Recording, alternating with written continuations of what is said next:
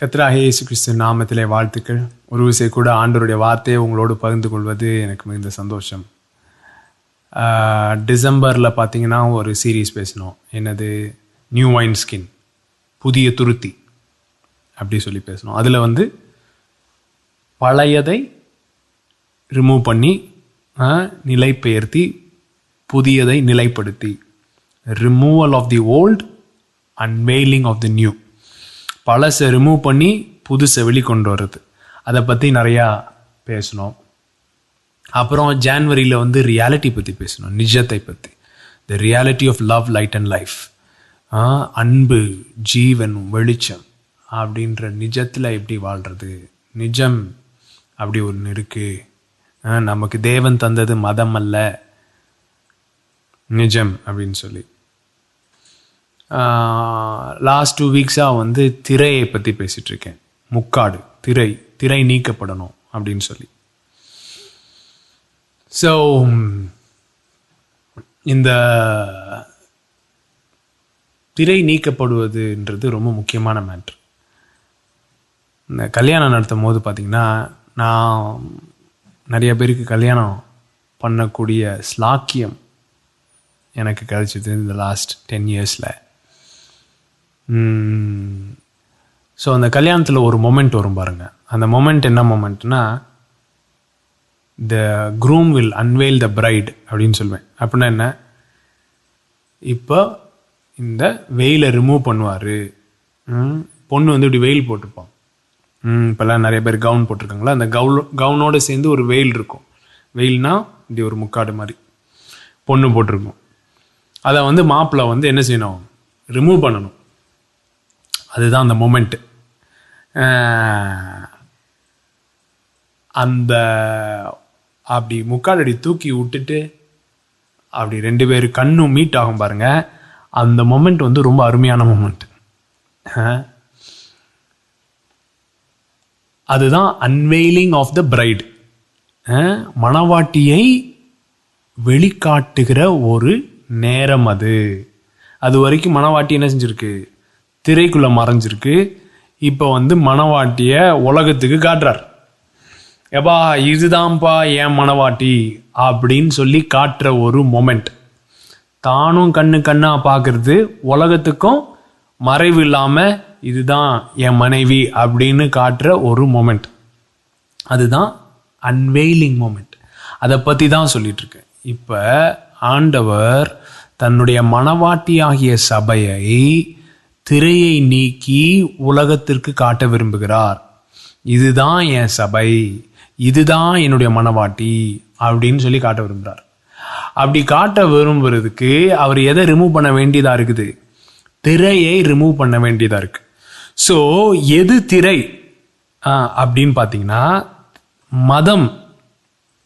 மதம் தான் திரை. சரிங்களா? கட்டமைப்பு, இன்ஸ்டிடியூஷன், ரிலிஜியஸ் இன்ஸ்டிடியூஷன், மதத்தின் கட்டமைப்பு தான் அந்த திரை. அந்த திரை வந்து என்னது? நீங்குகிறது. அந்த திரை நீங்க யார் வெளிப்படுவானா? உண்மையான மணவாட்டியாகிய சபையாகிய எக்லீசியா வெளிப்படும். மகிமையிலும் வல்லமையிலும் ஜீவனிலும் வெளிப்படும். சரிங்களா? ஸோ இதில் என்ன இம்பார்ட்டண்ட்டான பாயிண்ட்னா, மத கட்டமைப்பில் நம்ம இருந்துக்கிட்டு, மத கட்டமைப்பில் பங்கெடுத்துட்டு நம்ம எதில் பங்கெடுக்கிறதா நினச்சிக்கூடாது, மணவாட்டியில் பங்கெடுக்கிறதா நினச்சிக்கக்கூடாது. நம்மளே ஏமாற்றிக்கூடாது. மத கட்டமைப்பில் யாருனாலும் இருக்கலாம். சரிங்களா? சண்டே சர்வீஸ் அட்டன் பண்ணிட்டு போயிட்டா மத கட்டமைப்பில் நீங்கள் பங்கு இருக்கிறதா ஒத்துக்குவாங்க. ஆனால் மணவாட்டியாக இருப்பதுன்றது அது வேற லெவலு. அது அனுபவபூர்வமானது. அது ஒவ்வொரு நாளும் உரியது. ஞாயிற்றுக்கிழமை காலையில் மாத்திரம் நடக்கிற ஒரு காரியம் இல்லை, ஒவ்வொரு நாளுக்கும் உரியது அப்படின்றத தான் சொல்லிட்டு வரேன். போன வாரம் தூங்கிட்டு எந்திரிக்கும் போது ஒரு சத்தம் கேட்டு எந்திரிச்சேன். என்ன சத்தம்னா, but you have come to mount Zion, the city of the living God. But you have come to mount Zion, the city of the living God. அது எங்கே வருதுன்னா, எபிரேயர் 12 நீங்களோ சீயோன் மலையின் இடத்திற்கும் ஜீவனுள்ள தேவனுடைய நகரமாகிய பரம எருசலேம் இடத்திற்கும் ஆயிரமான தேவதூதர்களின் இடத்திற்கும் பரலோகத்தில் பேரெழுதிருக்கிற முதற்பேனாரும் சர்வ சங்கமாகிய சபையின் இடத்திற்கும் யாவருக்கும் நியாயாதிபதியாகிய தேவனிடத்திற்கும் பூர்ணராக்கப்பட்ட நீதிமான்களுடைய ஆவிகளிடத்திற்கும் புது உடன்படிக்கையின் மத்தியஸ்தராகிய இயேசுவிடத்திற்கும் ஆபேலினுடைய இரத்தம் பேசினதை பார்க்கிலும் நன்மையானவைகளை பேசுகிற இரத்தமாகிய தெளிக்கப்படும் இரத்தத்தினிடத்திற்கும் வந்து சேர்ந்தீர்கள். நீங்களோ வந்து சேர்ந்தீர்கள். இது ரொம்ப முக்கியம். But you have come. அதாவது எபிரேயர் புக்கு ஃபுல்லா என்னன்னா, மதத்துல இருக்கிறவங்கள வெளியில வரும்படியா ஒரு லாஸ்ட் மினிட் இன்விடேஷன் ஆகும், லாஸ்ட் மினிட் வார்னிங் ஆகும். இப்ப இன்விடேஷனே வார்னிங் ஆயிடுச்சு, வார்னிங்கே இன்விடேஷன் ஆயிடுச்சு அப்படி சொல்லணும். என்னது, கடைசி நேரத்துல அந்த மத கட்டமைப்புல இருந்துக்கிட்டு அவங்க ஏதோ தேவன் கட்டுகிற ஒரு காரியத்தில் இருக்கிறதா நினச்சிக்கிட்டு இருக்கிற ஒரு கூட்டத்துக்கு ஒரு கடைசி கட்ட எச்சரிக்கை. அந்த எச்சரிக்கை தான் அவர்களுடைய கடைசி கட்ட அழைப்பு. எச்சரிக்கையே அழைப்பு, அந்த லெவலில் போயிட்டானுங்க. ஏன்னா மத கட்டமைப்புன்றது பயங்கர ஸ்ட்ராங்கான கட்டமைப்பு. அதிலிருந்து வெளியே வர்றது அப்படின்றது லேசுப்பட்ட காரியம் கிடையாது. கடந்து போவோம், பூரணராகும்படி கடந்து போவோம், திரையை தாண்டி கடந்து போவோம், இயேசு நமக்கு முன்னோடியா போயிருக்கிறார், அவரு பின்னாடியே போவோம், அப்படி இப்படிலாம் சொல்லிட்டே இருக்கிறார் ஃபுல் இதில். ஏன்னா அவங்க வந்து மதத்தில் இருக்காங்க, வெளியே வா. ஸோ இது ஆனால் வெளியே வந்தவங்கள்ட்ட பேசுகிற ஒரு மேட்ரு என்ன பேசுகிறாருன்னா, அதுதான் வெளியே வந்தவங்ககிட்ட என்ன பேசுகிறாருன்னா, நீ எங்கே வந்து சேர்ந்துட்ட? சீயோன் மலையின் இடத்திற்கு. நல்லா கவனிங்க, சீயோன் மலையில தான் வந்து தேவாலயம் கட்டப்பட்டிருந்தது. எருசலேம்ல சீயோன் மலை இருக்கு, அந்த சீயோன் மலையில தேவாலயம் இருக்கு. ஸோ டெம்பிள், மவுண்ட் ஜாயன், ஜெருசலேம், இது வந்து மூணும் அந்த கான்டெக்ஸ்ட் பாருங்க. டெம்பிள் இருக்கு, அது ஒரு குன்று, மலை குன்றில் இருக்குது. அந்த மலை வந்து ஒரு சிட்டியில் இருக்கு. சரிங்களா? ஸோ மலை, அப்புறம் நகரம், அப்புறம் ஆலயம்.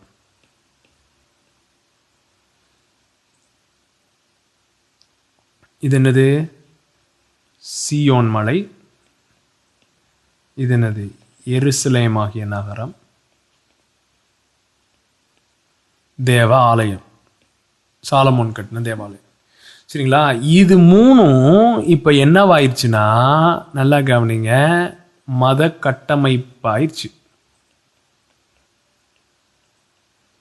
மத கட்டமைப்பா மாறினதுனால இதுல இருந்து ஜனங்களை வெளியே வர சொல்லி இன்விடேஷன் கொடுத்துக்கிட்டே இருக்காங்க. இயேசுவே சொல்றார்,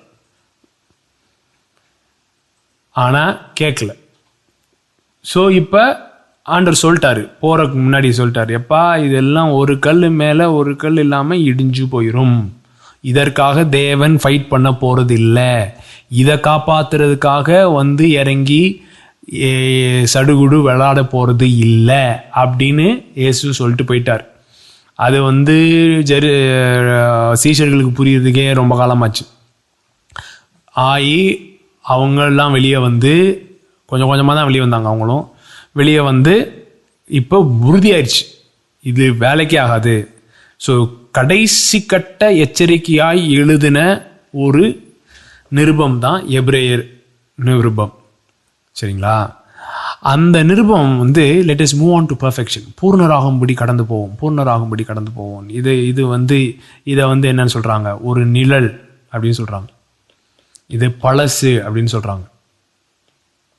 ஸோ பழையதை நிலைப்படுத்தி புதியதை நிலைப்படுத்தி இது கீழானவைகள், இன்னும் மேலான வாக்குத்தத்தங்கள் நமக்கு உண்டு, மேலான இது கீழான அது மேலான அப்படின்னு சொல்லி நிறைய கம்பேரிசன் பண்ணிக்கிட்டே வரார் எபிரேயர் எழுதினவர். பவுல் தான் எழுதினார் நான் நம்புகிறேன். அது ஓகே. அப்படியே பேசிகிட்டே வரும் பொழுது இந்த இடத்துல என்ன சொல்கிறாருன்னா, எப்பா நீங்கள் வந்து சேர்ந்துட்டீங்க. எங்கே வந்து சேர்ந்துட்டீங்க? சியோன் மலைக்கு வந்து சேர்ந்துட்டீங்க. இந்த மலை இல்லை, இந்த ஆலயம் இல்லை, சியோன் மலைக்கு வந்து சேர்ந்துட்டீங்க. இந்த எருசலேம் இல்லை, பரம எருசலேமுக்கு வந்து சேர்ந்துட்டீங்க. உடனே இதை தான் எல்லாம் நினச்சிக்கிறாங்க பரலோகம் போகிறது தான் முக்கியம்னு சொல்லி. நல்லா கவனிங்க, ஏன் அது இல்லை, இது பரலோகம் ஏன் இல்லை அப்படின்னு ஏன் சொல்கிறேன்னா, ஆணித்தரமாக சொல்கிறேன்னா, உயிரோடு இருக்கிறவங்களுக்கு எழுதுறாரு பவுல். சரிங்களா? உயிரோடு இருக்கிறவங்களுக்கு எழுதுறாரு, எருசலேமில் இருக்கிறவங்களுக்கு. நீங்களோ வந்து சேர்ந்தீர்கள் அப்படின்னு. சேர்வீர்கள், ஒரு நாள் செத்த உடனே போய் சேர்ந்துருவீங்க, அப்படியே சேர்ந்துருவீங்க அப்படின்னு சொல்லலை. சரிங்களா?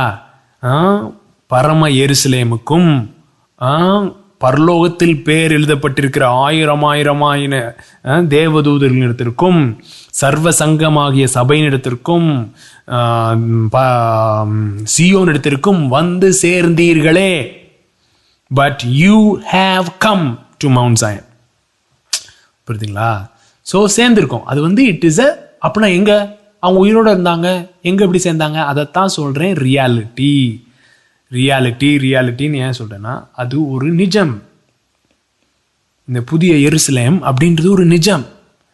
சியோன் மலைன்றது ஒரு நிஜம். அந்த நிஜத்திலே வந்து சேர்ந்திருக்கிறீர்கள். அந்த நிஜம் தான் மணவாட்டி. அந்த மணவாட்டியை மூடிக்கிட்டு இருக்குது தான் திரை, இந்த மத கட்டுப்பாடு.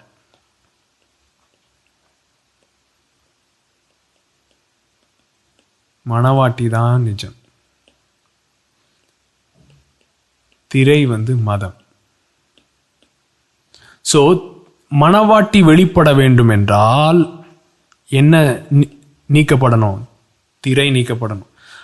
அது ப்ரூவ் பண்றேன் பாருங்க. வந்து சேர்ந்தீர்கள் அப்படின்னு சொல்லி 24 முடியுது. பேசுகிறவருக்கு நீங்கள் செவி கொடுக்க மாட்டோம் என்று விலகாதபடிக்கு எச்சரிக்கையாயிருங்கள். வார்னிங், எச்சரிக்கை சொன்னேன்ல. என்ன எச்சரிக்கை? ஏனெனில் பூமியிலே பேசினவருக்கு செவி கொடுக்க மாட்டோம் என்று விலகினவர்கள் தப்பி போகாமல் இருக்க, பரலோகத்திலிருந்து பேசுகிறவரை நாம் விட்டு விலகினால் எப்படி தப்பி போவோம்? அவருடைய சத்தம் அப்பொழுது பூமியை அசைய பண்ணிற்று. இன்னும் ஒரு தரம் நான் பூமியை மாத்திரமல்ல வானத்தையும் அசைய பண்ணுவேன் என்று இப்பொழுது வாக்குத்தத்தம் செய்திருக்கிறார். இன்னும் ஒரு தரம் என்று என்கிற சொல்லானது அசையாதவைகள் நிலைத்திருக்கத்தக்கதாக. நல்லா கவனிங்க, அசையாதவைகள் நிலைத்திருக்கத்தக்கதாக, அசை உள்ளவைகள் உண்டாக்கப்பட்டவைகளைப் போல் மாறிப்போம் என்பதை குறிக்கிறது. ஆகையால் அசைவில்லாத ராஜ்யத்தை பெறுவனாகிய நாம் பயத்தோடும் பக்தியோடும் தேவனுக்கு பிரியமாய் ஆராதனை செய்யும்படி கிருபையை பற்றி கொள்ள கடவோம். சோ அசையாதவைகள், அசை உள்ளவைகள். The things that can be shaken will be removed. இங்கிலீஷ்ல என்ன வருது? The things that can be shaken will be removed. அசை உள்ளவைகள் நீக்கப்படும், அசையாதவைகள் உறுதிப்படும். ஸோ இந்த வானமும் பூமியும் அசைக்கப்படுகிறதுன்றது வந்து பூகம்பம் வரும்போது நம்ம ஆட்கள் சொல்லிக்கிட்டு இருக்காங்க, இந்த பூகம்பம் வந்துன்னா ஒரு விசை கூட பூமியும் வானத்தையும் பூமியும் அசைய பண்ணுவேன். பூகம்பம் வரும்போது வானமும் சேர்ந்து அசைஞ்சுக்கிட்டு இருக்கு, பரலோகமா சேர்ந்து அசைஞ்சிட்டு இருக்கு. Behold, I'll shake heaven and the earth. No. It is talking about structures, power structures. இது வந்து கட்டமைப்புகள் அசைக்கப்படுகிறதை குறித்து போட்டிருக்கு. புதிய எருசலேம், புதிய வானம், புதிய பூமி இப்படின்னா என்ன அப்படின்றதெல்லாம் ரொம்ப டீட்டெயில்டாக வந்து பேசியிருக்கோம் ஏற்கனவே. பழைய மெசேஜஸ் யூடியூப்ல இருக்கும், அதை போய் கேளுங்க. லாக்டவுன் டைம்லையும் பேசினோம், அதுக்கு முன்னாடி பேசினதெல்லாம் வெப்சைட்டில் இருக்குது. ஸோ www.fathershouse.in அந்த இதில் பார்த்தீங்கன்னா பழைய மெசேஜஸ் இருக்கும். யூடியூப்ல இல்லாத மெசேஜஸ் கூட சில இது அதில் இருக்கும், கேளுங்க. ஸோ அதை குறித்து நான் இப்போ ரொம்ப எக்ஸ்பிளைன் பண்ண விரும்பல, ஒரே பாயிண்ட்டாக சொல்லிக்கிறேன். இது வந்து பூமி அசைகிறத பற்றி போடலை, கட்டமைப்புகள் அசைகிறத பற்றி போட்டிருக்கு. இந்த இடத்துல குறிப்பாக மத கட்டமைப்புகள் அசைகிறத பற்றி போட்டிருக்கு. அசைவில்லாத ராஜ்யம். ஸோ எக்லீஷியா என்பது அசைவில்லாத ராஜ்யம், மணவாட்டி என்பது அசைவில்லாத ராஜ்யம். அது வெளிப்படணும்னா அசை உள்ளவைகள் நீக்கப்படும். அசை உள்ளவைகள் நீக்கப்படும். இந்த சிட்டி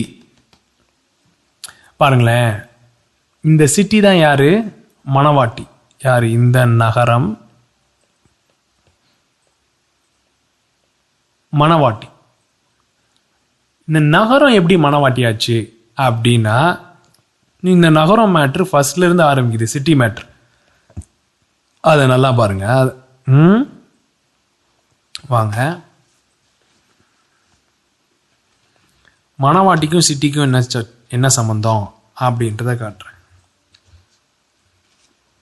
ஃபர்ஸ்ட்டுக்கு வந்துருங்க, ஆதியாகமம் 4ஆம் அதிகாரம்.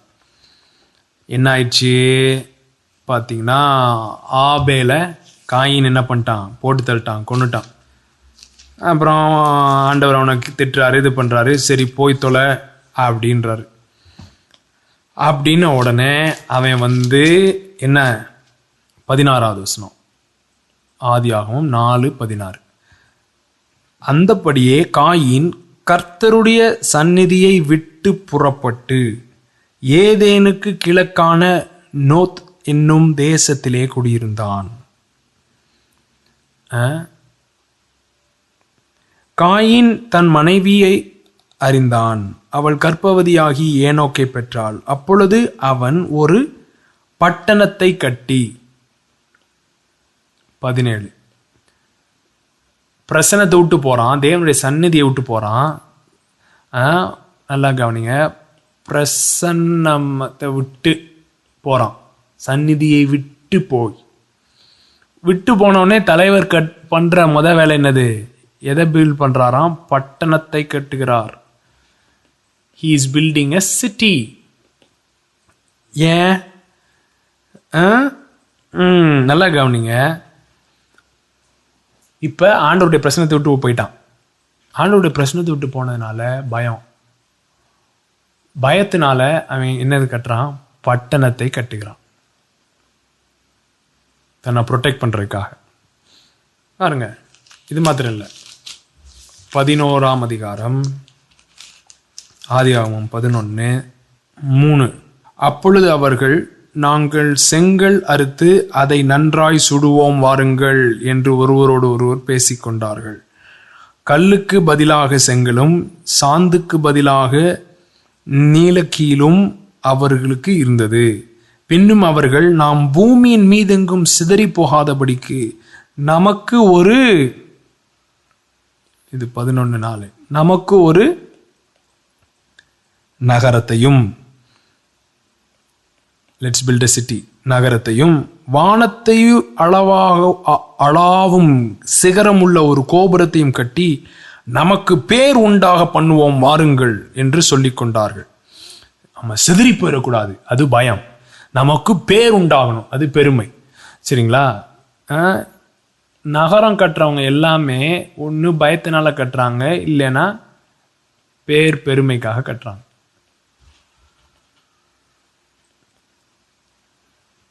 சிட்டி கட்டுறவன் எல்லாமே ஒன்று பயம், இன்செக்யூரிட்டி, நம்மளை ப்ரொடெக்ட் பண்ணணும், நமக்கு இது பண்ணணும், நம்ம அதை பண்ணணும், இதை பண்ணணும், இல்லை பெருமைக்காக.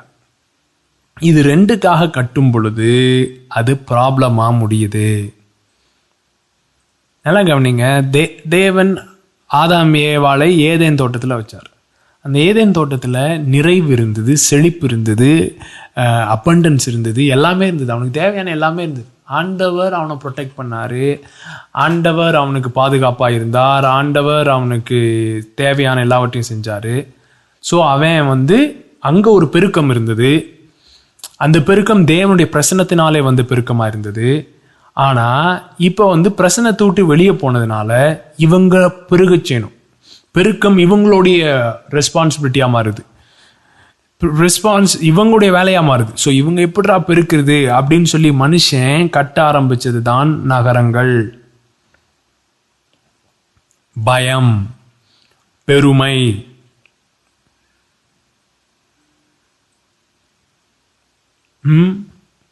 அதை கட்டும் பொழுது அதுக்கு என்னது? பாபேல். நாங்க பேரு, இந்த பேரை ஞாபகம் வச்சுக்கோங்க, பாபேல். பாபேல் கோபுரம் என்ன? குழப்பம். ஸோ மனுஷன் வந்து எப்பெல்லாம் தன்னுடைய இதுக்கு வந்து கட்டுறானோ, தான் பெருமைக்காகவும் பேருக்காகவும் பெருமைக்காகவும் எதை கட்டுறாலும் சரி, அதில் என்னதான் இருக்கும்? குழப்பம்தான் இருக்கும். இன்னைக்கு மத கட்டமைப்புகள் எல்லாமே பாபிலோன் கட்டடம் மாதிரி தான் இருக்கு. நமக்கு பேர் உண்டாக்குவோம் வாருங்கள் அப்படின்னு சொல்லி கட்டின மாதிரி தான் இருக்கு. அப்படி கட்டும் பொழுது என்ன ஆகுதுன்னா, அங்க தேவனுடைய சந்நிதி இல்லை, அங்க பிரசனம் இல்லை, அங்க குழப்பம் உண்டாகிறது. இப்படியே போயிட்டே இருக்கு பாருங்க. அடுத்த சாப்டர் இது 11. 12வது சாப்டர்ல ஆண்டவர் ஆபிரகாமை அழைக்கிறார்.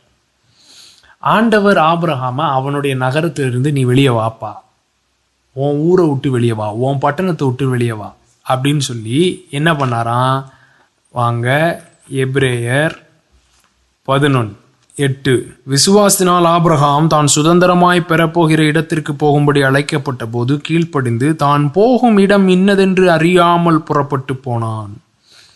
விசுவாசத்தினாலே அவன் வாக்குத்தத்தம் பண்ணப்பட்ட தேசத்திலே பரதேசியைப் போல சஞ்சரித்து அந்த வாக்குத்தத்தத்துக்கு உடன் சுதந்திராகிய ஈசாக்கோடும் யாக்கோபோடும் கூடாரங்களில் குடியிருந்தான். ஏனெனில் தேவன் தாமே கட்டி உண்டாக்கின அஸ்திபாரங்களுள்ள நகரத்திற்கு அவன் காத்திருந்தான்.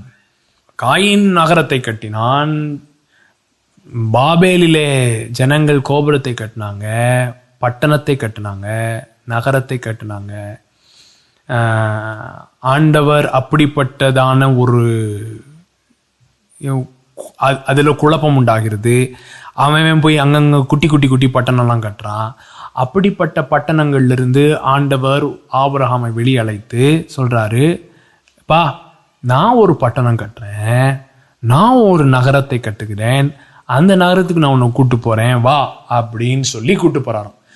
அவனை எங்க போறோனே தெரியாம ஆண்டவரை நம்பி வந்தானா. அதுதான் ஆபிரகாம் விசுவாசத்தில் தகப்பனானான். எப்படி? தேவன் தாமே கட்டும் நகரத்திற்கு வந்தான். சரிங்களா? அப்புறம் என்னாச்சு? 11:16 அதையல்ல, அதாவது 15 இஸ்ரவேல் ஜனங்களை குறித்து சொல்லுது. தாங்கள் விட்டு வந்த தேசத்தை நினைத்திருந்தார்கள், அதற்கு திரும்பி போவதற்கு அவர்களுக்கு சமயம் கிடைத்திருக்குமே. அதையல்ல, அதிலும் மேன்மையான பரம தேசத்தை விரும்பினார்கள். ஆகையால் தேவன் அவர்களுடைய தேவன் எனப்பட வெட்கப்படாகிறதில்லை, அவர்களுக்கு ஒரு நகரத்தை ஆயத்தம் பண்ணினாரே. அவர்களுக்கு ஒரு நகரத்தை ஆயத்தம் பண்ணினாரே. So God built them a city. Okay, தேவன் தாமே கட்டும் நகரம். அப்புறம் தேவன் ஒரு நகரத்தை ஆயத்தம் பண்ணினார். பொதுவா என்ன நினைப்பாங்கன்னா, ஓ எருசலேமை தேவன் கட்டி எழுப்பினார், சீயோனை கட்டி எழுப்பினார். இந்த என்டையர் புக் ஆஃப் ஹீப்ரூஸே என்னன்னா அதுக்கு அகெயின்ஸ்டா ஆர்கியூமெண்ட் கொண்டு வருது. எப்பா நம்ம நினைச்சோம் சியோன், இந்த சியோன், இந்த மலை, இந்த குன்று, இந்த ஆலயம், இந்த பட்டணம், இந்த எருசலேம், இதுதான் வந்து தேவன் கட்டுகிற இது, இதை தான் தேவன் ஆபிரகாமுக்கு வாக்கு பண்ணினார், இதை தான் தேவன் கட்டுறாரு, இதற்காக தேவன் ஃபைட் பண்ணுவாருன்னு சொல்லி. ஆனால் தேவன் அஸ்திபாரங்கள் உள்ள ஒரு நகரத்தை கட்டி எழுப்புகிறார். அந்த அஸ்திபாரங்கள் உள்ள நகரம் எது? எபேசியர் 2:19 ஆகையால் நீங்கள் இனி அந்நியரும் பரதேசிகருமாயில்லாமல் பரிசுத்தவான்களோட ஒரே நகரத்தாரும் தேவனுடைய வீட்டாருமாயிருந்து அப்போஸ்தலர் தீர்க்கதரிசிகள் என்பவர்களுடைய அஸ்திபாரத்தின் மேல் கட்டப்பட்டவர்களுமாயும் இருக்கிறீர்கள். அதற்கு இயேசு கிறிஸ்து தாமே மூலைக்கல்லாயிருக்கிறார். அவர்கள் மேல் மாளிகை முழுவதும் இசைவாய் இணைக்கப்பட்டு கர்த்தருக்குள் பரிசுத்த ஆலயமாய் எழும்புகிறது.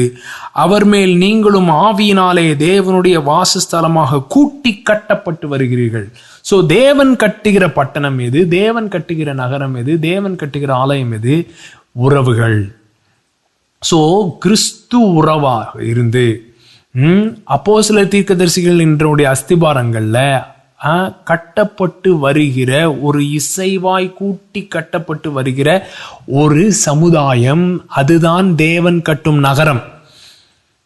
புரியுதுங்களா? அதுதான் தேவன் கட்டும், அதுதான் Jerusalem, new Jerusalem, heavenly Jerusalem, பரம எருசலேம். ஸோ இந்த பரம எருசலேமை இந்த பழைய எருசலேமோட கம்பேர் பண்ணி எழுதுறது தான் புக் ஆஃப் ரெவலேஷன். பழைய எருசலேமையும் புதிய எருசலேமையும் கம்பேர் பண்ணுறது தான் வெளிப்படுத்தின விசேஷனுடைய உண்மையான, அதை புரிஞ்சுக்கணும்னா அதை நீங்கள் புரிஞ்சுக்கணும். அதை புரிஞ்சுக்கிட்டா தான் புக் ஆஃப் ரெவலேஷனே புரியும். வெளிப்படுத்தின விசேஷம் இன்னைக்கு விளங்காமல் இருக்கிறதுக்கு காரணம் இந்த ஒரு மேட்ரு விளங்காமல் இருக்கிறதுக்காக தான். அது என்னன்றது நான் சொல்கிறேன். 17ஆம் அதிகாரம் 1ஆம் வசனம். 7 கலசங்களுடைய அந்த 7 தூதரில் ஒருவன் வந்து என்னோட பேசி, நீ வா, திரளான தண்ணீர்கள் மேல் உட்கார்ந்திருக்கிற மகா வேசியோடு பூமியின் ராஜாக்கள் வேசித்தனம் பண்ணினார்களே, அவளுடைய வேசித்தனமாகிய மதுவால் பூமியின் குடிகளும் வெறி கொண்டிருந்தார்களே, அவளுக்கு வருகிற ஆக்கினையை உனக்கு காண்பிப்பேன் என்று சொல்லி ஆவிக்குள் என்னை வனாந்தரத்திற்கு கொண்டு போனான். அப்பொழுது 7 தலைகளையும் 10 கொம்புகளையும் உடையதும் தூஷணுமான நாமங்கள் மேல் நிறைந்திருந்துமான சிவப்பு நிறமுள்ள மிருகத்தின் மேல் ஒரு ஸ்திரீ ஏறி இருக்க கண்டேன். அந்த ஸ்திரீ இரத்தாம்பரம் சிவப்பான ஆடை தரித்து பொன்னினாலும் ரத்தனங்களினாலும் முத்துக்களினாலும் சிங்கரிக்கப்பட்டு தன் வேசித்தனமாகிய அருவருப்புகளாலும் அசுத்தங்களாலும் நிறைந்த பாத்திரத்தை தன் கையிலே பிடித்திருந்தாள். மேலும் ரகசியம், மகாபாபிலோன் வேசிகளுக்கு பூமியில் உள்ள அருவருப்புகளுக்கும் தாய் என்னும் நாமம் அவள் நெற்றியில் எழுதியிருந்தது. அந்த ஸ்திரீ பரிசுத்தவான்களின் இரத்தத்தினாலும் இயேசுனுடைய சாட்சிகளின் இரத்தத்தினாலும் வெறி கொண்டிருந்ததை கண்டேன். அவளை கண்டு நான் மிகவும் ஆச்சரியப்பட்டேன். என்னது? ஒரு தூதன். எந்த தூதன்? 7 கலசங்களுடைய அந்த தூதன் கம், நீ வா. யாரை காட்டுறேன்? வேசியை காட்டுறேன். நீ வா, உனக்கு நான் என்ன காட்டுறேன்? வேசி. அந்த வேசி யாரு? மகா பாபிலோன். எல்லாம் கவனிங்க. எங்க ஆரம்பிச்சது குழப்பம்? Babel, tower of Babel. வாங்கள், நாம் ஒரு நகரத்தை கட்டுவோம், ஒரு கோபுரத்தை கட்டுவோம், பட்டணத்தை கட்டுவோம் அப்படின்னு கிளம்பினா பாபேல். பாபிலோனோட ரூட் வேர்டு என்னது? பாபேல். ரெண்டும் ஒரே மேட்டர் தான். கன்ஃபியூஷன், குழப்பம். ஸோ இந்த மகாபாபிலோன் என்னும் வேசி காட்ரேண்ட் வா அப்படின்னு சொல்லி தூதன் கூட்டு போறான். இதை வச்சுக்கோங்க ஒரு பக்கம். 21ஆம் அதிகாரம் 9ஆம் வசனம் படிங்க. பின்பு கடைசியான 7 வாதைகளில் நிறைந்த 7 கலசங்களுடைய அந்த 7 தூதரில் ஒருவன் இடத்தில் நீ இங்கே வா, ஆட்டுக்குட்டியானவருடைய மனைவியாகிய மணவாட்டியை உனக்கு காண்பிக்கிறேன். மணவாட்டியை காட்டுறேன் அப்படின்னு சொல்லி கூட்டிட்டு போறாரு. இங்க வேசியை காட்டுறேன்னு கூட்டு போறாரு, அங்க மணவாட்டியை காட்டுறேன்னு கூட்டு போறாரு. சரிங்களா? வேசி எப்படி இருந்தது? பயங்கரமா ஜிகு ஜிகு ஜிகு ஜிகுன்னு ட்ரெஸ் பண்ணி இருந்தது. மணவாட்டியும் எப்படி ட்ரெஸ் பண்ணியிருக்கு பாருங்க. 21 2வது வசனம். யோவானாகிய நான் புதிய எருசலேமாகிய பரிசுத்த நகரத்தை தேவனிடத்தினின்று பரலோகத்தை விட்டு இறங்கி வர கண்டேன். அது தன் புருஷனுக்காக அலங்கரிக்கப்பட்ட மணவாட்டியைப் போல் ஆயத்தமாக்கப்பட்டிருந்தது, பொன்னினாலும் ரத்தனங்களினாலும் முத்துக்களினாலும் சிங்கரிக்கப்பட்டு. ஸோ பொண்ணு, ரத்தனம், ஸ்டோன்ஸு, முத்துக்கள், அதே தான் என்னது 21 அதிகாரத்திலையும் எங்கே போட்டிருக்கு? 11. அதன் பிரகாசம் மிகவும் விலையுயர்ந்த இரத்தன கல்லை போலவும் பளிங்கில் உள்ள வச்சிரக்கல்லை போலவும் இருந்தது. ஸோ இங்கேயும் ட்ரெஸ்ஸு, இங்கேயும் ரத்தனக்கல், இங்கேயும் ரத்தனக்கல், இங்கேயும் முத்துக்கள், இங்கேயும் முத்துக்கள், இதுவும் ஒரு ஸ்திரீ, இதுவும் ஒரு ஸ்திரீ. நல்லா கவனிங்க. ஆனால் ஒன்று வேசி, இன்னொன்று மணவாட்டி. இதுதான் ரொம்ப முக்கியம். ஸோ அதை தான் நான் சொல்லிருக்கேன். இந்த மத கட்டமைப்பும் எக்லீஷியாவும் சில நேரம் பார்க்க ஒன்றா இருக்கிற மாதிரி தெரியும். ஆனால் எது வேசி எது மணவாட்டின்னு கண்டுபிடிக்கிறது மிகவும் அவசியம். அதாவது இன்னொன்று பாருங்க, இந்த இது மெயினாக வந்து பாபிலோன் வேசி என்ன பண்ணுறாங்கன்னா ராஜாக்களோடு என்ன சொல்கிறான், வேசித்தனம் பண்ணுறா, தொழில் செய்கிறான். தொழில் செய்கிற எல்லாரும் வந்து இந்த பாபிலோனுக்கு வராங்களாம். நல்லா கவனிங்க, என்ன மேட்ருன்னு சொல்கிறேன். நான் சொன்னேன்ல, ஒரு தேவாலயம் இருந்தது, அது ஒரு மலையில் இருந்தது, அந்த மலை ஒரு நகரத்தில் இருந்தது. சரிங்களா? ஸோ இந்த தேவாலயம் வந்து ஒரு மிகப்பெரிய என்ன சொல்ல, உலக அதிசயங்களில் ஒரு அதிசயமாக காணப்பட்டது அந்த காலத்தில். ஸோ ராஜாக்கள், மற்ற நாட்டு ராஜாக்கள்லாம் வந்து இங்கே வந்து இது கொடுப்பாங்க, பரிசு, பொன் வெள்ளி இந்த மாதிரி காரியங்கள்லாம் கொடுப்பாங்க. அதை யார் வாங்கிட்டு இருந்தா? அன்னைக்கு மத கட்டமைப்பில் இருந்த பிரதான ஆசாரியன் அண்ணா காய்பாலாம் வாங்கிட்டு இருந்தாங்க. அங்கே காசு வருது அப்படின்றதுனால யார் அதில் நோக்கமாக இருந்தா? ரோமர், ஏரோது, ராயன், அவனுங்கெல்லாம். ஸோ அதுதான் இந்த மத கட்டமைப்பு. இந்த வேசி எது மேலே உட்காந்துருந்துதான்? ஒரு பீஸ்ட் மேலே, மிருகத்தின் மீது. ஸோ வேசி யாரோட சேர்ந்து ஒர்க் பண்ணுது? மிருகத்தோடு. மிருகம் என்னது? Political spirit. என்னது பொலிட்டிக்கல் ஸ்பிரிட்? என்னென்ன? அரசியல். வேசி மதம். ஸோ மதத்தின் ஆவியும் பொலிட்டிக்கல் ஸ்பிரிட்டும் தான் உள்ளதுலே டேஞ்சரஸான ஸ்பிரிட். இதுங்க ரெண்டும் சேர்ந்து வேசி மிருகத்தின் மீது உட்காந்து ராஜாக்களோடு வேசித்தனம் பண்ணான். ஸோ உலகத்தின் ராஜாக்கள். So political spirit and religious spirit, இது ரெண்டும் சேர்ந்து யார் அட்டாக் பண்ணுறாங்களாம்? ஆட்டுக்குட்டியானவரை ஃபாலோ பண்ணுறவங்கள அட்டாக் பண்ணுது. எங்கே போட்டிருக்கு பாருங்க, 17ஆம் அதிகாரம் 14. இவர்கள் ஆட்டுக்குட்டியானவருடனே யுத்தம் பண்ணுவார்கள். மிருகம், வேசி ரெண்டும் சேர்ந்து யாரோட யுத்தம் பண்றாங்களாம்? ஆட்டுக்குட்டியானவரோட யுத்தம் பண்றாங்க. இயேசு வந்து இது ரெண்டத்தை குறித்து ஜாக்கிரதையா இருங்கன்னு சொன்னார். என்ன? பரிசேர் என்னும் புளித்த மாவு, ஏரோது என்னும் புளித்த மாவு. ஸோ பரிசேர் மதத்தின் ஆவி, ஏரோது அரசியல் ஆவி. ஸோ பொலிட்டிக்கல் ஸ்பிரிட்டும் ரிலீஜியஸ் ஸ்பிரிட்டு, இது ரெண்டத்தை தான் வந்து ஆண்டவர் வான் பண்ணுறார். பார்த்தீங்கன்னா இந்த பாபிலோன் அப்படின்றது தேவன் எதிர்க்கிற ஒரு சிஸ்டம். ஏன்னா அந்த சிஸ்டம் எதில் இருந்து ஆப்ரேட் பண்ணுது? பெருமையில் ஆப்ரேட் பண்ணுது, அப்புறம் பொறாமையில் ஆப்ரேட் பண்ணுது, அப்புறம் கிரீடுனா என்னது?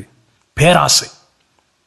ஸோ பெருமை, பொறாமை, பேராசை இப்படின்ற காரியங்கள் ஆப்ரேட் பண்ணுறது தான் ஸ்பிரிட் ஆஃப் பாபிலோன். எல்லா மத கட்டமைப்புகளும் பாருங்க இந்த ஸ்பிரிட்ல தான் ஆப்ரேட் பண்ணும். எங்க காசு வருதோ அங்கதான் பிரச்சனை.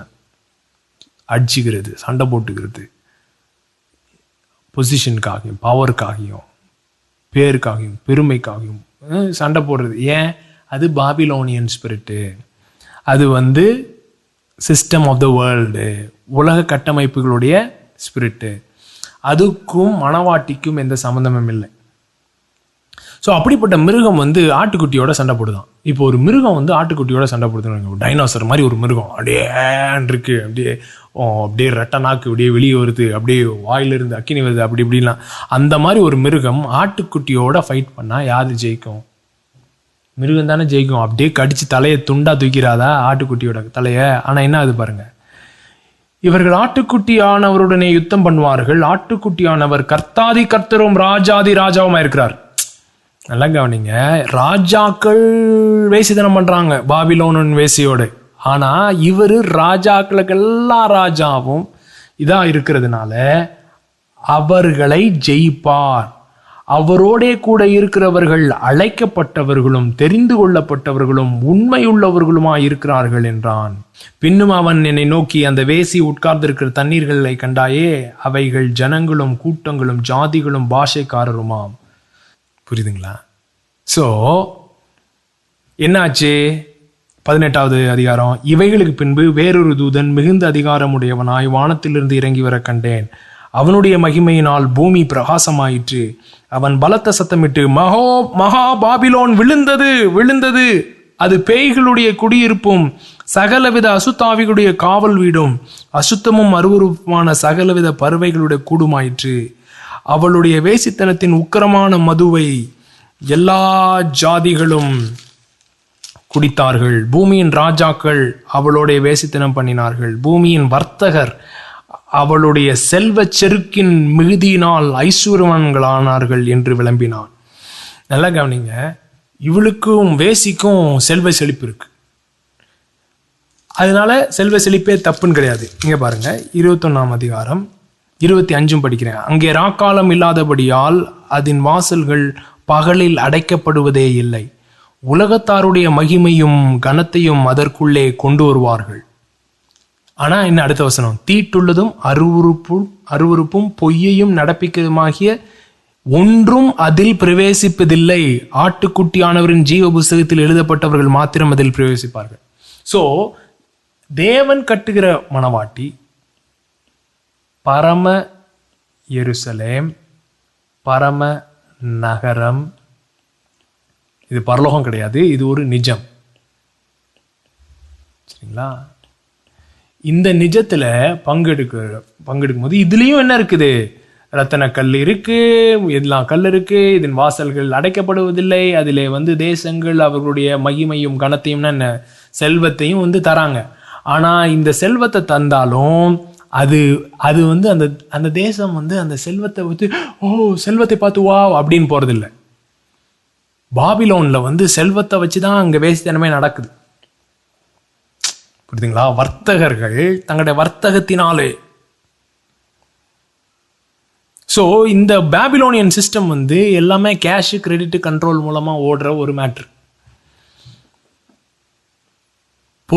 பொறாமை, பேராசை, பெருமையில ஓடுற ஒரு மேட்ரு. அது இந்த சிட்டிக்குள்ள நுழையாகும். ஏன்னா ஆண்டவர் கட்டுற சிட்டி அது உறவின் நிஜத்தில் இருக்கிறது. 18:21. அப்பொழுது பலமுள்ள தூதன் ஒருவன் பெரிய எந்திரக்கல்லை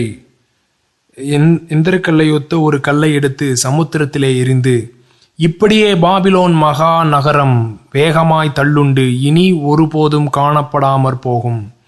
சுரமண்டலக்காரரும் கீதவாத்தியக்காரரும் நாகசுரக்காரரும் எக்காலக்காரருமாகிய சத்தம் இனி உன்னிடத்தில் கேட்கப்படுவதில்லை.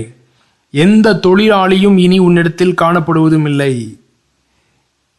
ஏந்திர சத்தம் இனி உன்னிடத்தில் கேட்கப்படுவதில்லை. விளக்கு வெளிச்சம் இனி உன்னிடத்தில் பிரகாசிப்பதில்லை. மணவாளனும் மணவாட்டியுமானுடைய சத்தம் இனி உன்னிடத்தில் கேட்கப்படுவதும் இல்லை. உன் வர்த்தகர் பூமியில் பெரியோர்களாய் இருந்தார்களே, உன் சூனியத்தால் எல்லா ஜாதிகளும் மோசம் போனார்களே. தீர்க்கதரிசியுடைய இரத்தமும் பரிசுத்தவான்களுடைய இரத்தமும் பூமியில் கொல்லப்பட்ட அனைவருடைய இரத்தமும் அவளிடத்தில் காணப்பட்டது என்று விளம்பினான். ஸோ வெளிச்சம் கிடையாது, ஒரு மகிழ்ச்சி கிடையாது, மணவாளனுடைய சத்தம் கிடையாது, சுரமண்டலுடைய சத்தம் கிடையாது, இதெல்லாம் கிடையாது. ஆனால் இங்கே அப்படியே ரிவர்ஸில் வந்தீங்கன்னா என்ன போட்டிருக்கு? 22. அதிலே தேவாலயத்தை நான் காணவில்லை. சர்வ வல்லமையுள்ள தேவனாகிய கர்த்தரும் ஆட்டுக்குட்டியானவருமே அதற்கு ஆலயம். நகரத்திற்கு வெளிச்சம் கொடுக்க சூரியனும் சந்திரனும் அதற்கு வேண்டுவதில்லை. தேவனுடைய மகிமையே அதற்கு பிரகாசிப்பது. ஆட்டுக்குட்டியானவரே அதற்கு விளக்கு. ரட்சிக்கப்படுகிற ஜனங்கள் அதன் வெளிச்சத்திலே நடப்பார்கள். பூமியின் ராஜாக்கள் தங்கள் மகிமையும் கனத்தையும் அதற்குள்ளே கொண்டு வருவார்கள். பாருங்க, இங்க ஜனங்க ஆட்டுக்குட்டியானவருடைய அந்த பிரசனத்துல இருக்கிறாங்க. ஸோ ராஜாக்கள் தங்களுடைய மகிமையும் கனத்தையும் ஐஸ்வர்யத்தையும் தராங்க. ஆனால் இந்த மக்களுக்கு அந்த ஐஸ்வர்யத்தின் மேலே கண்ணே போகலை. ஏன்னா அவருடைய கண்கள் அந்த நிஜத்திலே இருக்கிறது. ஆட்டுக்குட்டியானவருடைய பிரகாசத்திலே, மகிமையின் பிரகாசத்திலே இருக்கிறது, வெளிச்சத்திலே இருக்கிறது. பாபிலோனுக்கும் ஒரு வெளிச்சம் இருந்தது. அதனால அந்த வெளிச்சத்திற்கு நிறைய பேர் வந்து காசு கொடுத்தாங்க. ஆனா பாபிலோன் ஒரு எந்திர கல்லுல கடல்ல உளுந்து உள்ள போற மாதிரி ஓவர் நைட்டு கொலாப்ஸ் ஆயிடுச்சு. So the systems of the world, Babel கோபுரம் என்ன செஞ்சது? விழுந்தது. அதுக்கப்புறம் ஒரு பெரிய தானியல் ஒரு இது பார்க்கறான் பாருங்க. பாபிலோன், மேதோ பெர்சியா, கிரேக், ரோமன், அப்புறம் 10 விரல்கள். ரோமர் வந்து 10 ப்ராவின்ஸா பிரிஞ்சுது இயேசு காலத்துல. அப்ப வந்து ஒரு கல் இடித்தது. அந்த கல் மோதும் பொழுது வெறும் கால் மாத்திரமா உடைஞ்சது, என்டையர் ஸ்ட்ரக்சர் விழுந்துதான், தலையும் நொறுங்கி போச்சு. ஸோ பாபிலோன் விழுந்தது. So the systems of the world விழுந்துரும். அதைத்தான் திரும்ப திரும்ப திரும்ப திரும்ப போட்டே வருது. அந்த சிஸ்டம்ஸ் ஆஃப் த வேர்ல்ட், அந்த வேர்ல்ட்லி சிஸ்டம், உலக கட்டமைப்புகளோடு இஸ்ரவேல் மத கட்டமைப்பு போய் சேர்ந்துருச்சு. சேர்ந்ததுனால அது வந்து பாபிலோன் என்னும் வேசியா மாறிடுச்சு. வேசியா மாறினதுனால அதுவும் விழுந்தது. நல்லா கவனிங்க, மத கட்டமைப்புகள் விழும். மனிதன் பெருமைக்காக கட்டுகிற காரியங்கள் விழும். ஸோ என்ன வித்தியாசம்? இங்கேயும் பணம் இருக்கு, அங்கேயும் பணம் இருக்கு. இங்கேயும் கல் இருக்கு, ரத்தன கல் இருக்கு, அங்கேயும் ரத்தன கல் இருக்கு. இங்கேயும் பார்க்க ஸ்திரீ மாதிரி தான் இருக்கு, அங்கேயும் பார்க்க ஸ்திரீ மாதிரி தான் இருக்கு. பார்க்க ஒன்று மாதிரி தான் இருக்கும், ஆனா ரெண்டும் வேற. இது வேசி, அது மணவாட்டி. என்ன வித்தியாசம்னா, நல்லா கவனிங்க, இங்க வந்து உறவுகள், அப்புறம் பணம், இந்த 2 மேட்ரு தான் நம்ம இருதயத்தில் ஒட்டிக்கிட்டு இருக்க மேட்ரு. நம்ம ஹார்ட்டோடைய ஹெல்த்து எந்த லட்சணத்தில் நம்ம ஹார்ட் இருக்குன்னு தெரியுது. நம்ம இது 2த்தையும் எப்படி கையாளுறோன்றதுல தெரியும். உறவை எப்படி கையாளுறோம், பணத்தை எப்படி கையாளுறோம் அப்படின்ற மேட்டரில் வந்து இந்த ஹார்ட் மேட்டர்லாம் வெளியே வந்துடும். பாபிலோன் வேசியில் என்ன பண்ணுவாங்கன்னா, உறவுகளை யூஸ் பண்ணுவாங்க, பணத்தை நேசிப்பாங்க. மணவாட்டி புதிய எருசலேம் தேவன் கட்டுகிற நகரத்துல உறவுகளை நேசிப்போம், பணத்தை யூஸ் பண்ணுவோம். நல்லா கவனி, இங்க உறவுகளை யூஸ் பண்றோம், பணத்தை நேசிக்கிறோம். பணத்தை நேசிச்சா உறவை யூஸ் பண்ணுவோம். பாருங்களேன், பணம் ஆசை வந்துருச்சுன்னு வச்சுக்கோங்க, அவன் வந்து எவனை பார்த்தாலும், எந்த ஒரு ஃப்ரெண்டை பார்த்தாலும் அதை வந்து இவனை வந்து நம்ம இந்த இதுல வந்து யூஸ் பண்ணி பணம் சம்பாதிக்கணும், அப்படிதான் அவன் மைண்டு போகும். இவன்ட்டு காசை பிடுங்கணும்.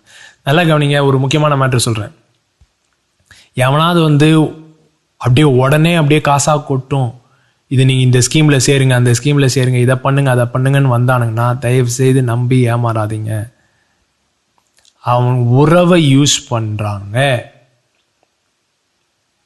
ட்ரஸ்ட்டை யூஸ் பண்ணி தான் இந்த மாதிரி எல்லா சிஸ்டமும் பார்த்தீங்களா, மணி செயின் சிஸ்டம் எல்லாமே ட்ரஸ்ட்டில் தான் ஓடும். உன் ஃப்ரெண்டை கூட்டிட்டு வா, உன் ஃப்ரெண்டை கூட்டிட்டு வா. அப்படி மோசம் போனவங்க எத்தனை பேர். அது வேற என்ன யூஸ் பண்ணிக்குவானுங்கன்னா, நம்ம ப்ராஸ்பரிட்டி பேசின அந்த மெசேஜை யூஸ் பண்ணி தான். நல்லா கவனிங்க, ப்ராஸ்பரிட்டி மெசேஜ் உங்களை வந்து பண ஆசையிலிருந்து விடுதலை பண்ணணும். அப்படின்னா தான் நீங்கள் உருப்படியாக புரிஞ்சுக்கிட்டீங்கன்னு அர்த்தம். பண ஆசை இன்க்ரீஸ் ஆகுதுன்னா நீங்கள் ப்ராஸ்பரிட்டி மெசேஜை புரிஞ்சிக்கல. பண ஆசை இன்க்ரீஸ் ஆகும் பொழுது எவனாவது வந்து இதில் நீ ஒரு 1 லட்சம் போட்டேன்னா ஒரே ஒரு 2 மாதத்தில் உனக்கு 5 லட்சம் வந்துடும் அப்படின்னு ஒன்னே கபார்னு போட்டுறது, அப்புறம் மாட்டிட்டு உட்காடுறது. அந்த மாதிரி ஸ்கீம்லலாம் ஃபஸ்ட்டு 2 பேமெண்ட் கரெக்டாக கொடுத்துருவானுங்க. அப்புறம் 3வது 4வது பேமெண்ட்டில் அலைய விடுறது தான். ஏன்? பணத்தை நேசிக்கிறோம், உறவுகளை யூஸ் பண்ணுறோம். அதுதான் பாபிலோன் சிஸ்டம். மத கட்டமைப்புகளும் அதுதான் நடக்கும். ஜனங்களை யூஸ் பண்ணுவோம், அவங்க பணத்தை நேசிப்போம். அவங்க பணம் முக்கியம், அவர்கள் முக்கியம் அல்ல. ஆனா தேவன் கட்டுகிற நகரத்துல அப்படி கிடையாது. பணம் யூஸ் பண்ணுவோம், ஆனால் நேசிக்கிறது உறவுகளை தான் நேசிப்போம். We love people and use money. The moment we start loving money, we will definitely start using people. And that means Babylonian spirit has taken over. The spirit of harlot has taken over. We are drinking on the blood of the saints. அப்படின்னா என்ன அர்த்தம்னா, நம்ம பாபிலோனின் ஆவி பிடிச்சிருச்சு, உலகத்தின் ஆவி பிடிச்சிருச்சு, பரிசுத்தவான்களுடைய ரத்தத்தை குடிக்க ஆரம்பிச்சிட்டோம்னு அர்த்தம். பணத்தை நேசித்து ஜனங்களை யூஸ் பண்ண ஆரம்பித்தோம்னா. இதுக்கடுத்து அப்படியே 22ஆம் அதிகாரத்தில் யோவான் ஒரு நதி போகுது, அந்த நகரத்தின் நடுவில் இருந்து 2 பக்கமும் ஜீவ விருட்சம் அப்படிலாம் போட்டிருக்கு. எது? ஏதேன் தோட்டம். திரும்ப ஏதேனிலிருந்து சந்நிதியிலிருந்து வெளியில வந்த போதுதான் இவனுங்க நகரம் பட்டணம் கட்ட ஆரம்பிச்சதே. ஆண்டவர் கடைசியில் ஒரு பட்டணத்தை கட்டுறாராம், அது ஏதேன் தோட்டம் மாதிரியே இருக்குதான், ஜீவ விருட்சம் இருக்குதான், ஜீவ நதி இருக்குதான். அது ஒரு நிஜம், அது ஒரு நிஜம், அது ஒரு நிஜம். இந்த நீங்க வாழ்கிற விதத்தை, உங்களுடைய உறவுகளை, உங்களுடைய சரீரத்தை, உங்களுடைய பொருளாதாரத்தை எல்லாவற்றையும் தாக்கக்கூடிய ஒரு நிஜம். அந்த நிஜத்துல பங்கு எடுக்கணும். அதுதான் மனவாட்டி, அதுதான் சபை, அதுதான் கிறிஸ்து தலையா இருக்கிறார், நாம் சரீரமா இருக்கிறோம். நல்லா கவனிங்க பாருங்க. நான் இப்ப ஏதாவது ஒரு ரோட்ல ஒரு பொம்பளை பார்த்துட்டு, போற பொம்பளை பார்த்துட்டு, நீ என் சரீரமா இருக்கிறாய் அப்படின்னு சொன்னா என்ன ஆகும்? என் சரீரமே இல்லாம போயிடும். கரெக்டா? ஆனா என் மனைவியை பார்த்து நான் என்ன சொல்லலாம்?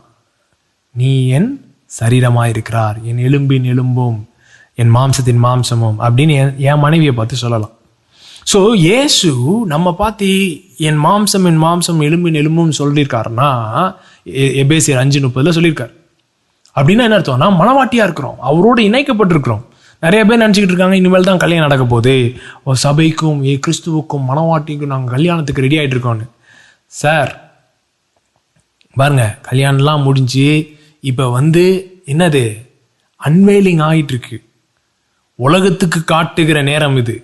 இதுதான்ப்பா என் மனவாட்டி அப்படின்னு காட்டுகிற நேரத்துக்குள்ளாக வருகிறோம். ஸோ அந்த திரை நீக்கப்படுகிற இடத்திற்குள்ளாக வருகிறோம். அந்த திரை என்னன்னா, பாபிலோன் என்னும் சிஸ்டம். அந்த பாபிலோனும் என்னும் வேசி நீக்கப்படும் பொழுதுதான் மனவாட்டி வெளிப்படுகிறது. ஸோ அசை உள்ளவைகள் எல்லாம் அசைக்கப்படும். ஏன்? அசையாதவைகள் வெளிப்படுவதற்கு. அசைவில்லாத ராஜ்யத்தை பெற்றிருக்கிற நாம் கிருபையை பற்றி கொள்ள கடவோம். ஸோ நம்ம ஹார்ட்டை செக் பண்ண வேண்டியது ரொம்ப முக்கியம். எந்த சிஸ்டமில் நம்ம இருக்கிறோம்? நல்லா கவனிங்க. பணமே வேணாம், இதுவுமே வேணாம், ஒன்றுமே இல்லாமல் இருக்குது, அது பேர் பரம எருசலேமில் இருக்குன்னு. நம்ம ஆட்கள் பரம ஏழையாக இருந்தால் பரம எருசலேமில் இடம் கிடைச்சிரும்னு நினைக்கிறாங்க. அப்படி கிடையாது. பரம எருசலேம்ல வாசல்கள் அடைக்கப்படுவதில்லை. ராஜாக்கள் தங்களுடைய ஐஸ்வர்யத்தை கொண்டு மகிமையும் கனத்தையும் கொட்டுறாங்களாம். கொட்டினாலும் அவங்களுடைய அட்டென்ஷன் அது மேலே போகலை, அப்படியே ஆட்டுக்குட்டியானவர் மீது இருக்குதான். அதுதான் தேவன் கட்டுகிற நகரம். அவர்கள் நிஜத்திலே பங்கெடுக்கிறவர்கள். அப்படிப்பட்டதான சபை வெளியரங்கமாகிறது. It's the unveiling of the bride. அப்படிப்பட்டதான சபை வெளியரங்கமாகிறது. அதை மறைத்து வைத்திருக்கிற மத கட்டுப்பாடின் திரை நீக்கப்படுகிற காலம் இது. ஸோ திரை நீக்கப்படும் பொழுது நிறைய குழப்பம் வரும். ஏன்னா நம்ம மத கட்டுப்பாடில் இருந்துக்கிட்டு அங்கே குழப்பம் நடக்கும் பொழுது, ஐயோ சபையில் குழப்பம் வருதுன்னு நினைக்கிறோம். சபையில் குழப்பம் வரல, அசை உள்ளவைகள் அசைக்கப்படுகிறது. சரிங்களா? அசைவில்லாத ராஜ்யம் அசையாம தான் இருக்கு. எக்லீசியா ஒருபோதும் டிஸ்டர்ப் ஆகாது. கொரோனா வந்தாலும் சரி, கொரோனாவோட தாத்தா வந்தாலும் சரி, எக்லீசியா என்ன செய்யாது? டிஸ்டர்ப் ஆகாது. ஆனால் இன்ஸ்டிடியூஷன் டிஸ்டர்ப் ஆகும். ஏன்னா அசை உள்ளவைகள் அசைக்கப்படும். ஆனால் அசைவில்லாதவைகள், அசைவில்லாத ராஜ்யம், மனவாட்டி, பரம எருசலேம் அசைக்கப்படாது. ஓகே. ஸோ அவருடைய சரீரம், மாம்சத்தின் மாம்சமும் எலும்பின் எலும்புமா இருக்கிறோம், அவருடைய சரீரமா இருக்கிறோம். அதான் சொல்றேன், சண்டே சர்வீஸ் அட்டன் பண்ணலாங்க.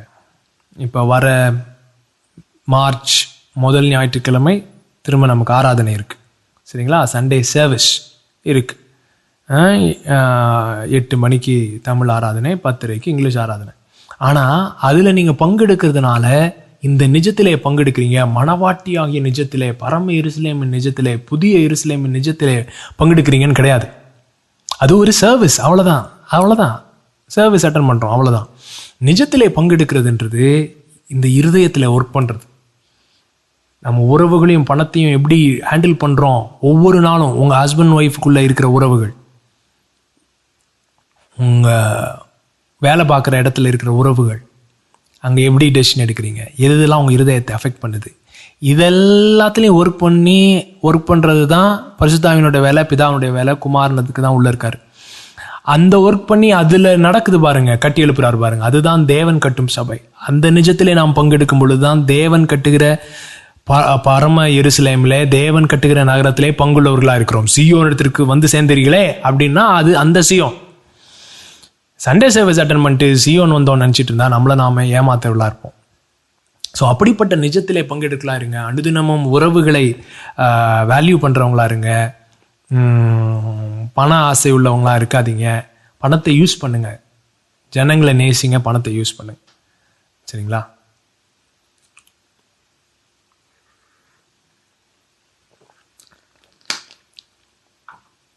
அது ஒன்று வேணாம் அப்படின்னு சொல்லிட்டா ஓகே. ஆண்டவர் வந்து பணமே வேணாம், எதுவுமே வேணாம் அப்படி சொல்லலை. பணம் வேணும், வர்த்தகம் வேணும், எல்லாம் வேணும். ஏன்னா ஆண்டவர் வந்து பெருக்கத்தின் தேவன் இல்லை.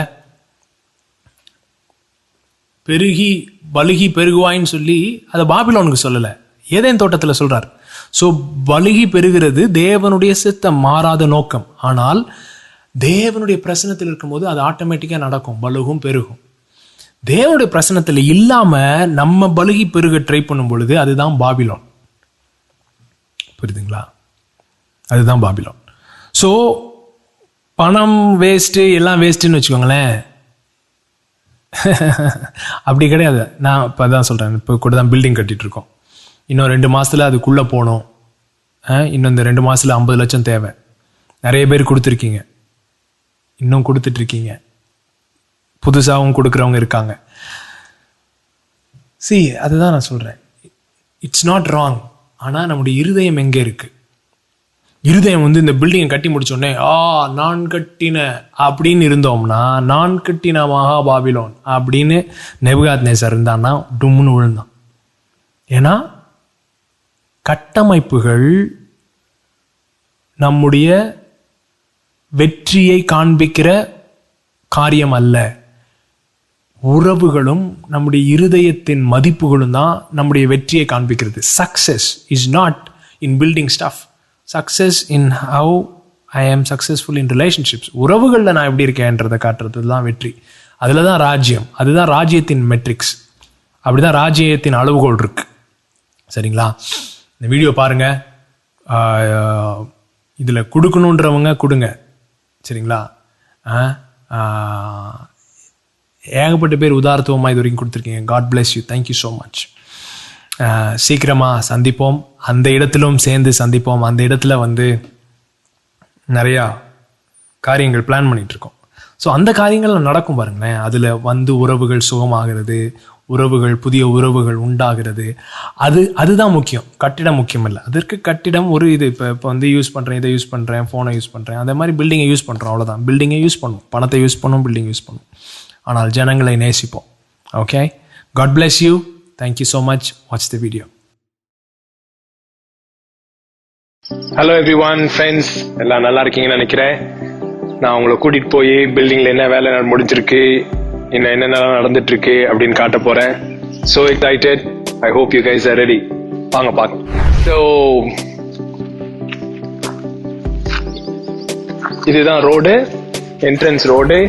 இங்கே ரோடு முடியும், இந்த இடத்துல தான் காம்பவுண்ட் வால் ஆரம்பிக்கும். ஸோ இங்கிருந்து தான் நம்ம ப்ராப்பர்ட்டி ஆரம்பிக்குது.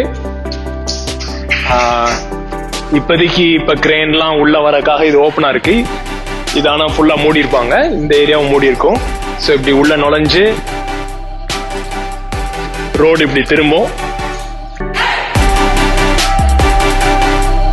இந்த சைட்லலாம் வந்து கொஞ்சம் மரம், அப்புறம் பார்க்கிங் ஸ்பேசஸ்லாம் இருக்கும்.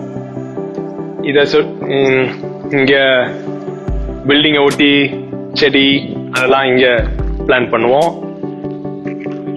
இது ஒரு என்ட்ரன்ஸ், இது ஒரு செகண்ட் என்ட்ரன்ஸ்.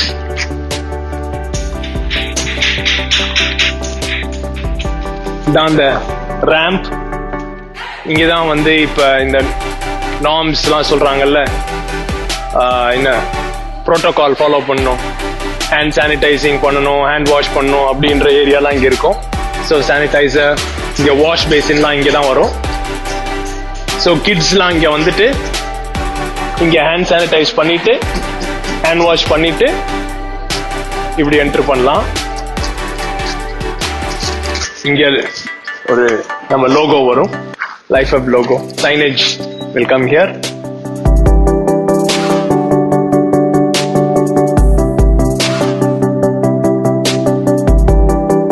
இதுக்குள்ள வந்தீங்கன்னா இங்கதான் நம்ம ஸ்டேஜ் வரப்போகுது. ஸோ இங்க ஸ்டேஜ் இன்னும் ஹைட்டா வரும்.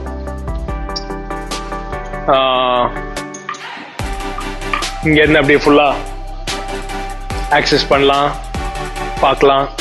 ஸோ கிட்ஸோடைய ப்ரெசன்டேஷன், அது ப்ராஜெக்ட் ப்ரெசன்டேஷன், அப்புறம் அதெல்லாம் நம்ம சண்டே சர்வீஸ் ஒரு ஸ்டேஜ்லாம் இங்க இருந்து நடக்கும். இங்க இருந்து பேசலாம். பாத்தீங்கன்னா இப்போ நம்ம யூஸ் பண்றது Porotherm blocks. So like normal bricks இல்லாம யூஸ் பண்றோம். இது இந்த ஏர் கேவிட்டி இருக்கனால நல்ல தெர்மல் எஃபெக்ட், ஹீட் வந்து நிறுத்தும். ஸோ இந்த மேல ஹரிசாண்டல் பர்லின் பாக்குறீங்கல்ல, அது வரைக்குமே ஹரிசாண்டல் பர்லின் வரைக்குமே வந்து போரோத்தம் ஒர்க் வரும்.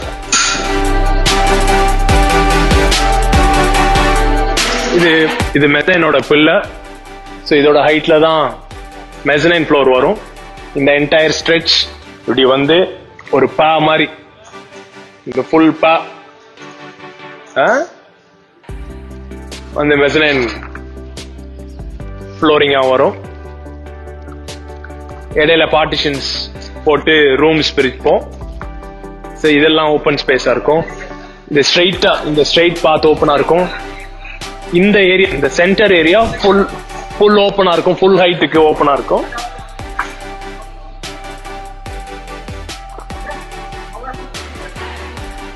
ஸோ இந்த பார்ட்டிஷன்ஸ் எல்லாம் போட்ட பிறகு இது ஒரு ஓப்பன் பாத்வே. இங்கதான் சின்ன பிள்ளைங்க, கிட்ஸ், டைனி டாட்ஸ், நம்ம அவங்க ஏஜ் குரூப் கிளாஸஸ்லாம் இங்க இருக்கும். இங்க இருந்து பாத்தீங்கன்னா இது ஒரு எக்ஸிட்.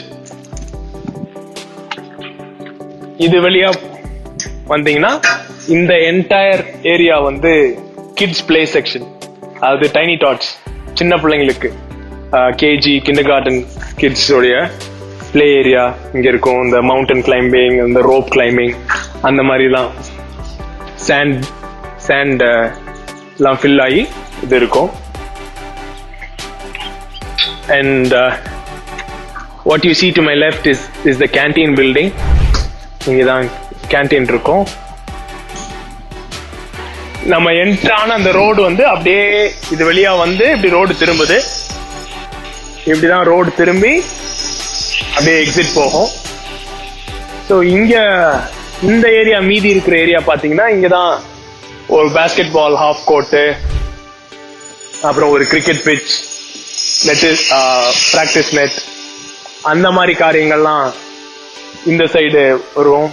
இங்க சில பெரிய பெரிய மரங்கள்லாம் லெஃப்ட்ல இருக்கும். நல்ல ஷேட் இருக்கிற மாதிரி, சுத்தி உட்காந்து பேசுற மாதிரி, அந்த மாதிரி செட்டப் இருக்கும். இங்க கேன்டீன்ல நீங்க வாங்கிட்டு அப்படியே இங்க உட்காந்து சாப்பிடுற மாதிரி இங்க உட்கார்ற செட்டப் இருக்கும். டு த ரைட் அந்த எண்ட்ல பாத்தீங்கன்னா bathrooms and toilets will be there. So பில்டிங்ல இருந்து அப்படியே ஆக்சஸ் வந்து இந்த ரோட கிராஸ் பண்ணீங்கன்னா அப்படி பாத்ரூம் போலாம். So we are talking about relational spaces, right? Changing the format of our Sunday gatherings and things like that. So that all is what is going to happen here. we can play, sit, eat, chat, talk things through. இந்த road அப்படியே turn ஆகி அப்படியே வருது. அங்க உள்ள என்ட்ரான road அப்படியே சுத்தி வருது, பில்டிங் சுத்தி. நான் ஏற்கனவே சொன்ன மாதிரி சைட்ல மரம், இந்த சைடு குரோட்டன்ஸ் அந்த மாதிரி. ஸோ அது ஸ்டூடெண்ட்ஸ், நான் அந்த சைடு காட்டினது ஸ்டூடெண்ட்ஸ் என்ட்ரி, இதுதான் ரிசப்ஷன் என்ட்ரி. காமன் என்ட்ரி இதுதான் ரிசப்ஷன். இது வெளியா உள்ள வந்தீங்கன்னா ஸோ ரிசப்ஷன் என்ட்ரி இப்படி இருக்கும். என்ட்ரி ஆனீங்கன்னா நேரா ஸ்டேஜ்.